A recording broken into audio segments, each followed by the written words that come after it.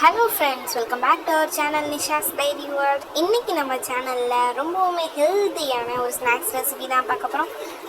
இந்த வீடியோவை பார்க்குறதுக்கு முன்னாடி நம்ம சேனலை சப்ஸ்கிரைப் பண்ணாமல் பார்க்குற நண்பர்கள் சப்ஸ்கிரைப் பண்ணுங்கள். இப்போ வாங்க வீடியோக்குள்ளே போகலாம்.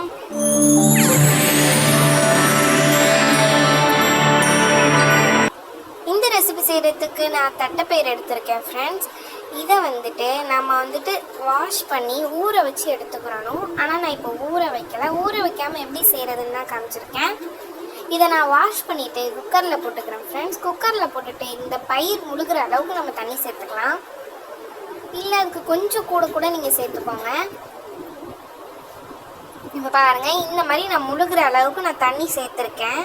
சேர்த்துட்டு குக்கரை க்ளோஸ் பண்ணி விசில் போட்டுறலாம். ஒரு 4 விசில் வரட்டும். இப்போ பாருங்கள், 4 விசில் வந்ததுக்கப்புறம் எவ்வளோ நைஸாக வெந்திருக்கு அப்படின்னு. இந்த மாதிரி வெந்திருக்கணும் ஃப்ரெண்ட்ஸ். இப்போ பாருங்கள், நான் நசுக்கி காமிக்கிறேன். இந்த கன்சிஸ்டன்சியில் தான் இருக்கணும். இதை நான் ஒரு மேஷர் வச்சு நல்லாவே மேஷ் பண்ணி விட்டுக்கிறேன். நம்ம எவ்வளோ மேஷ் பண்ணுறோமோ அவ்வளோ டேஸ்ட்டாக இருக்கும் ஃப்ரெண்ட்ஸ்.